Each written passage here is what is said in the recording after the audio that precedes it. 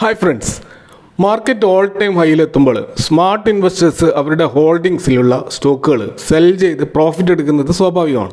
എന്നാൽ ഒരു കമ്പനിയുടെ പ്രൊമോട്ടർമാർ തന്നെ അവരുടെ ഹോൾഡിങ്ങിലുള്ള ഷെയറുകൾ വിറ്റുകൊണ്ടിരിക്കുന്നത് അത്ര ഒരു സ്മാർട്ടായിട്ടുള്ള മൂവാണ് എന്ന് നമുക്ക് പറയാൻ കഴിയുമോ? ഇന്ത്യൻ സ്റ്റോക്ക് മാർക്കറ്റിൽ കഴിഞ്ഞ 2-3 വർഷങ്ങളായിട്ട് അത്തരം ഒരു പ്രവണത കണ്ടുകൊണ്ടിരിക്കുന്നതായിട്ടാണ് റിപ്പോർട്ടുകൾ സൂചിപ്പിക്കുന്നത്. ഇപ്പോൾ കൊഡാക് ഇൻസ്റ്റിറ്റ്യൂഷണൽ ഈക്വിറ്റീസ് പുറത്തുവിട്ട ഒരു റിപ്പോർട്ട് പ്രകാരം NSEയിലെ ടോപ്പ് 500 കമ്പനിയിലെ 37 കമ്പനികൾ ഏകദേശം 87,000 കോടി വർത്ത് പ്രൊമോട്ടർ ഷെയറുകൾ ഈ 2024 വർഷം പകുതിയാകുമ്പോഴത്തേക്ക് ഈ 6 മാസം കൊണ്ട് വിറ്റഴിച്ചെന്നാണ് പറയുന്നത്. ഇപ്പോൾ കഴിഞ്ഞ 5 വർഷത്തെ ഒരു ഹിസ്റ്ററി നോക്കുകയാണെങ്കിൽ ഈ 6 മാസത്തെ ഹയസ്റ്റ് എവർ സെയിലാണ് ഈ 87,000 കോടി വർത്തുള്ള ഈ പ്രൊമോട്ടർ ഷെയർ വിൽപ്പന. അപ്പോൾ ഇങ്ങനെ പോവുകയാണെങ്കിൽ 2023 അവസാനമാകുമ്പോഴേക്കും അത് 1 ലക്ഷത്തിന് മുകളിലേക്ക് പോകും. 2023 1 ലക്ഷം കോടി എന്ന റെക്കോർഡായിരുന്നു.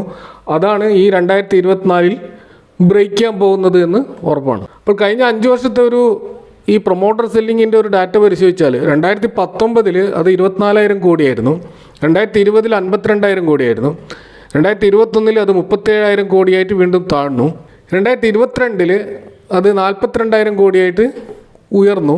അതുപോലെ കഴിഞ്ഞ വർഷം അതായത് 2023 അത് 1 ലക്ഷം കോടി കവിഞ്ഞു.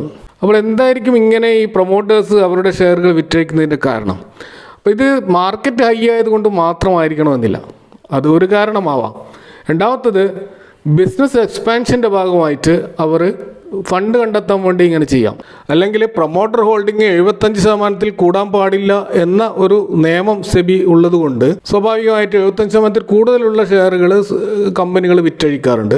അതല്ലെങ്കിൽ ഡെപ്റ്റ് റിഡക്ഷൻ്റെ ആവശ്യത്തിന്, അതായത് കമ്പനികൾ വലിയ ഡെപ്റ്റുള്ള കമ്പനികൾ ആ കടം കുറക്കാൻ വേണ്ടിയിട്ട് അവർ കയ്യിലുള്ള ഷെയറുകൾ വിറ്റഴിക്കാറുണ്ട്.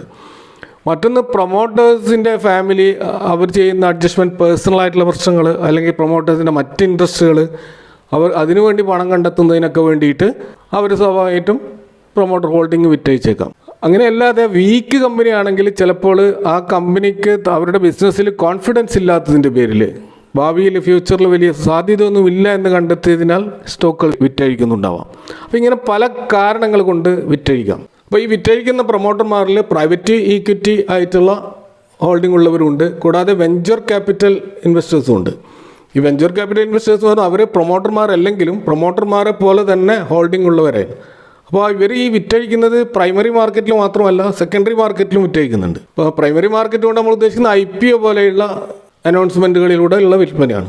അങ്ങനെയല്ലാതെ സാധാരണ ഷെയർ മാർക്കറ്റിൽ തന്നെ നടക്കുന്ന ട്രേഡുകളിലൂടെയും ഇവരുടെ സ്റ്റോക്കുകൾ വിറ്റഴിക്കുന്നുണ്ട്. അപ്പോൾ ഇവർ വിറ്റഴിക്കുന്ന ഷെയറുകൾ ഡയറക്റ്റായിട്ട് പബ്ലിക് അല്ലെങ്കിൽ റീറ്റെയിൽ ഇൻവെസ്റ്റേഴ്സ് വാങ്ങുകയും കൂടാതെ ഈ മ്യൂച്വൽ ഫണ്ട് ഹൗസുകളും വാങ്ങുന്നുണ്ട്. ബേസിക്കലി മ്യൂച്വൽ ഫണ്ട് ഹൗസുകളിലൂടെ പണം ഒഴുകുന്നത് പബ്ലിക്കിൻ്റെ കയ്യിൽ നിന്നാണ്, അല്ലെങ്കിൽ റീറ്റെയിൽ ഇൻവെസ്റ്റേഴ്സിൻ്റെ കയ്യിൽ നിന്ന് തന്നെയാണ് മ്യൂച്വൽ ഫണ്ടിലും ഫണ്ട് ഒഴുകുന്നത്. അപ്പോൾ മ്യൂച്വൽ ഫണ്ടുകൾ ഇത് വാങ്ങിക്കുമ്പോൾ സ്വാഭാവികമായിട്ടും ബേസിക്കലി അത് പബ്ലിക് തന്നെയാണ് വാങ്ങുന്നത്. അപ്പോൾ മൊത്തത്തിൽ ഈ ഷെയറുകളൊക്കെ പബ്ലിക്കിൻ്റെ കയ്യിലേക്ക് കൂടുതലായിട്ട് വന്നുകൊണ്ടിരിക്കുന്ന കാഴ്ചയാണ് നമ്മൾ കാണുന്നത്. ഇപ്പോൾ ബോംബെ സ്റ്റോക്ക് എക്സ്ചേഞ്ചിൻ്റെ ഒരു റിപ്പോർട്ട് പ്രകാരം ടോപ്പ് 200 കമ്പനികളിലുള്ള പ്രൊമോട്ടർ ഹോൾഡിംഗ് ഡിസംബർ ക്വാർട്ടറിൽ 42.1% ഉണ്ടായിരുന്ന സ്ഥാനത്ത് ഇപ്പോൾ 38.8% മാർച്ച് ക്വാർട്ടറിൽ കാണാൻ കഴിയുന്നത്. ഇതേപോലെ തന്നെ ഈ പബ്ലിക്കിൻ്റെ ഹോൾഡിങ് ഡിസംബർ ക്വാർട്ടറിൽ 22.6 എന്ന ലെവലിൽ നിന്ന് ഇപ്പോൾ മാർച്ച് ക്വാർട്ടറിൽ അത് 23.5 ഉയർന്നതായിട്ടും നമുക്ക് കാണാൻ കഴിയും.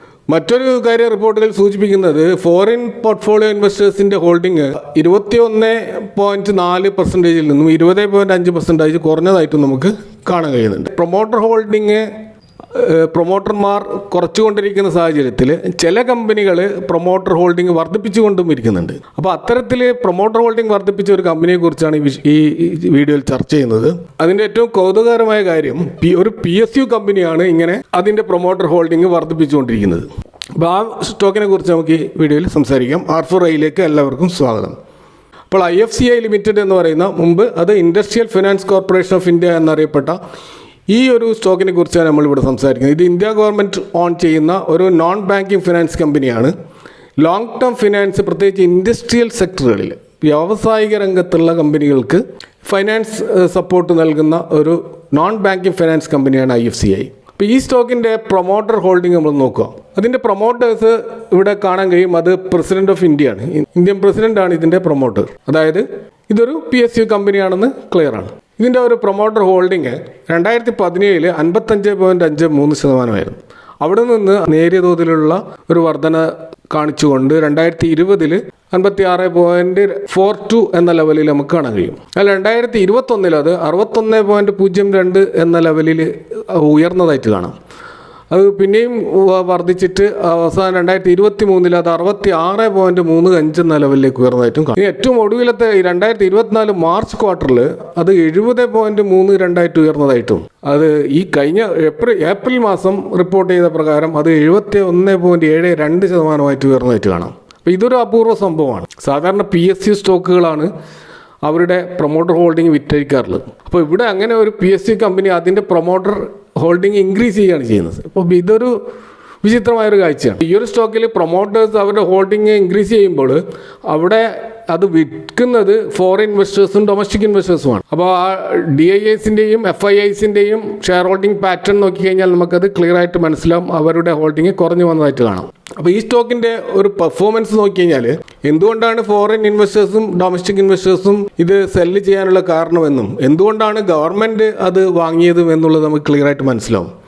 ഇപ്പോൾ 2013 മുതലുള്ള ഒരു ഡാറ്റ പരിശോധിച്ചാൽ അന്ന് 497 എന്നുള്ള പ്രോഫിറ്റിലായിരുന്ന കമ്പനി, നെറ്റ് പ്രോഫിറ്റ് ഉണ്ടാക്കിയ കമ്പനി, അത് ആ ഒരു ലെവലിൽ 2016 വരെ ഏകദേശം 394 ആ ഒരു നെറ്റ് പ്രോഫിറ്റ് അവർക്ക് മെയിൻറ്റെയിൻ ചെയ്യാൻ പറ്റിയിരുന്നു. എന്നാൽ 2017 അത് 300 കോടിയുടെ ഒരു ലോസ് രേഖപ്പെടുത്തിയായിട്ട് നമുക്ക് കാണാൻ കഴിയും. എന്നാൽ 2018 അത് തിരിച്ചു പിടിച്ചതായിട്ട് 418 എന്ന നെറ്റ് പ്രോഫിറ്റ് ഉണ്ടാക്കുകയും ചെയ്തിരുന്നു. എന്നാൽ 2019 വീണ്ടും നഷ്ടം രേഖപ്പെടുത്തിയായിട്ട് കാണാം, -476. അതുപോലെ 2020 -223 crores.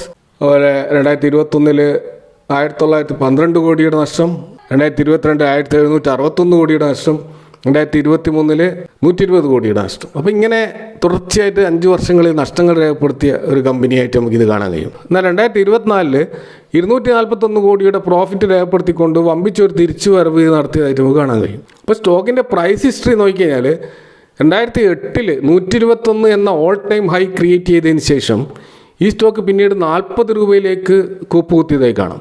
അവിടെ നിന്ന് വീണ്ടും 30 രൂപയിലേക്കും തകർന്നടിഞ്ഞു ഈ സ്റ്റോക്ക്.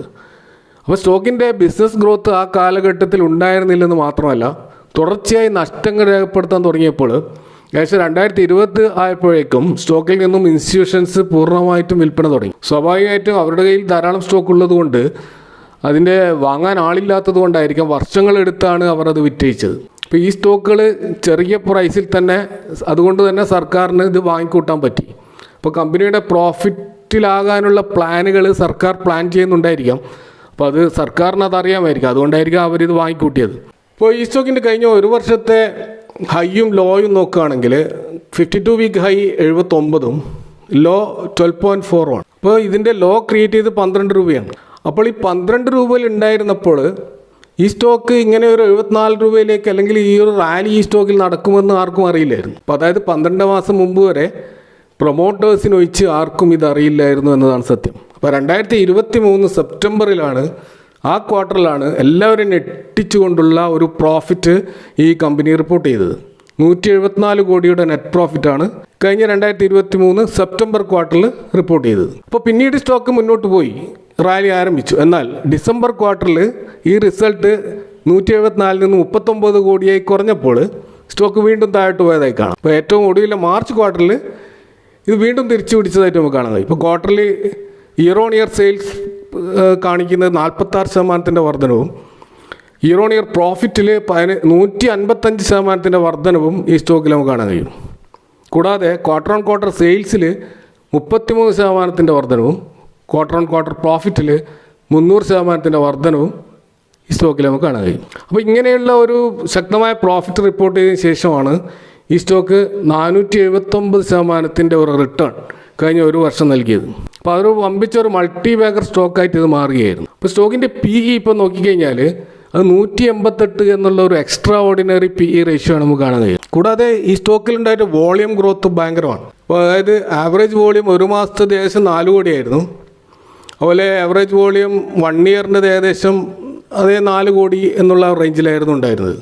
അതാണ് ഇപ്പോൾ 12 കോടിയായിട്ട് ഉയർന്നതായിട്ട് നമുക്ക് കഴിഞ്ഞ 1 വീക്കിൽ നമുക്ക് കാണാൻ കഴിയും. അപ്പോൾ ഈ സ്റ്റോക്ക് പ്രൈസ് അസാമാന്യ രീതിയിൽ വർദ്ധിച്ചതുകൊണ്ട് അപ്പോൾ ഇതിൻ്റെ പിയേഴ്സുമായിട്ട് നമ്മളൊന്ന് കമ്പയർ ചെയ്ത് കഴിഞ്ഞാൽ ഒരു ആവറേജ് പി എന്ന് പറയുന്നത് 31. അതിൽ IRFCയുടെ 43 എന്നുള്ള PE ഉണ്ട്. അതുപോലെ ഇരേഡയുടെ 54 എന്നുള്ള PE ഉണ്ട്. ഏറ്റവും ഉയർന്ന PE ആയിട്ടുള്ള ഇരേഡയുടെ 54 അല്ലെങ്കിൽ IRFCയുടെ 43 നമുക്ക് സഹിക്കാം. പക്ഷേ ഇത് 158 എന്നുള്ള വമ്പിച്ച PE ഒരിക്കലും നമുക്ക് അംഗീകരിക്കാൻ പറ്റാത്തൊരു PE. അപ്പോൾ 0.47 ആണ് ഇപ്പോൾ ഇതിൻ്റെ ഏർണിംഗ് പെർ ഷെയർ.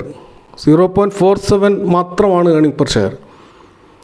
അപ്പോൾ ഈ ഏർണിങ്സ് പെർ ഷെയർ കൂടുകയാണെങ്കിൽ, അടുത്ത ക്വാർട്ടറിൽ നല്ല റിസൾട്ടൊക്കെ വന്ന് കൂടുകയാണെങ്കിൽ സ്വാഭാവികമായിട്ടും PE റേഷ്യോ താഴോട്ട് വരാൻ സാധ്യതയുണ്ട്. അങ്ങനെ ഒരു PE റേഷ്യോ അറ്റ്ലീസ്റ്റ് ഒരു 100-ൽ താഴെയെങ്കിലും വരാതെ ഇതൊരു ലോങ് ടേം ഹോൾഡിങ്ങിന് അഡ്വൈസ് ചെയ്യാൻ പറ്റാത്തൊരു സ്റ്റോക്കായിട്ട് നമുക്ക് കാണാൻ കഴിയും. കൂടാതെ ഈ സ്റ്റോക്കിലുള്ള ചില റിസ്ക് ഫാക്ടറുകൾ നോക്കുകയാണെങ്കിൽ നമ്മൾ നേരത്തെ പറഞ്ഞു, ഇതിൻ്റെ പ്രോഫിറ്റ് ലോസ് തുടങ്ങിയവ മാറി മാറി വരുന്നത് ഇതിൻ്റെ ഹിസ്റ്റോറിക്കലി നോക്കുക നമുക്ക് കാണാൻ കഴിയും. അപ്പോൾ അതുകൊണ്ട് ഇതൊരു കൺസിസ്റ്റൻറ്റ് പെർഫോമറാണ് എന്ന് നമുക്ക് പറയാൻ കഴിയില്ല. അതായത് പെർഫോമൻസിൽ ഒരു സ്ഥിരത നമുക്ക് ഒരിക്കലും കാണാൻ കഴിയില്ല. കൂടാതെ ഇതൊരു PSU കമ്പനിയാണ്. സ്വാഭാവികമായിട്ടും ഒരു PSU കമ്പനിയുടെ PE റേഷ്യോ അല്ലെങ്കിൽ അതിൻ്റെ പ്രൈസ് വാല്യൂ വല്ലാതെ കൂടുമ്പോൾ ഗവൺമെൻറ് സ്വാഭാവികമായിട്ടും ഓഫേഴ്സ് കൊണ്ടുവരാനുള്ള സാധ്യതയുണ്ട്. അവരുടെ ഷെയറുകൾ വിറ്റഴിക്കാനുള്ള സാധ്യതയുണ്ട്. ആ സമയത്ത് സ്വാഭാവികമായിട്ടും സ്റ്റോക്കിൻ്റെ പ്രൈസ് താഴോട്ടേക്ക് പോകും. കൂടാതെ ഗവൺമെൻറ് പോളിസി, പ്രത്യേകിച്ച് ഇത് ഒരു ഫൈനാൻസ് സെഗ്മെൻറ്റുള്ള കമ്പനിയാണ്. അപ്പോൾ ഗവൺമെൻറ് പോളിസി വൻതോതിൽ ഇതിൻ്റെ തീരുമാനങ്ങളെ സ്വാധീനിക്കും. അപ്പോൾ അതുകൊണ്ട് തന്നെ ഈ സ്റ്റോക്ക് ലോങ് ടേമിന് അത്രമാത്രം യോജിച്ചതാണ് എന്നിപ്പോൾ പറയാൻ കഴിയില്ല. എന്നാൽ ഈ സ്റ്റോക്ക് ഒരു ഷോർട്ട് ടേം ഓപ്പർച്യൂണിറ്റി ഉണ്ടോ എന്ന് ചോദിച്ചു കഴിഞ്ഞാൽ തീർച്ചയായിട്ടും നമുക്ക് കഴിഞ്ഞ ഒരു വർഷത്തെ ചാർട്ട് നോക്കിക്കഴിഞ്ഞാൽ അത്തരം ഓപ്പർച്യൂണിറ്റി ഉണ്ടായതായി കാണാം. അപ്പോൾ അടുത്തൊരു ബോട്ടം ഈ സ്റ്റോക്ക് ക്രിയേറ്റ് ചെയ്യുകയാണെങ്കിൽ ആ ബോട്ടത്തിൽ നമുക്കൊരു സ്വിംഗ് ഓപ്പർച്യൂണിറ്റി ഈ സ്റ്റോക്കിൽ വന്നേക്കാം. അപ്പോൾ അടുത്ത Q1 റിസൾട്ട് വളരെ പ്രധാനപ്പെട്ട, ഒന്നുകിൽ അത് മേക്ക് ഓർ ബ്രേക്ക് എന്നുള്ള അവസ്ഥയിലേക്ക് പോകാനുള്ള സാധ്യതയുണ്ട്.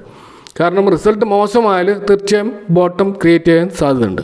അപ്പോൾ അതുകൊണ്ട് തന്നെ നമ്മൾ ചാർട്ടൊന്ന് പരിശോധിച്ച് കഴിഞ്ഞാൽ നമുക്ക് കാണാൻ കഴിയും അത് ഇപ്പോൾ ഒരു ട്രേഡിംഗ് ഓപ്പർച്യൂണിറ്റി നമുക്ക് അതിൽ കാണാൻ കഴിയില്ല. ട്രെൻഡ് ലൈനിൻ്റെ താഴോട്ടേക്ക് വന്നിരിക്കുകയാണ്. അപ്പോൾ ആ ട്രെൻഡ് ലൈനിൽ താഴെ വന്ന് ടച്ച് ചെയ്യുന്നത് വരെ നമുക്ക് യാതൊരുവിധ സ്വിംഗ് ഓപ്പർച്യൂണിറ്റിയും ഈ സ്റ്റോക്കിൽ കാണാൻ കഴിയില്ല.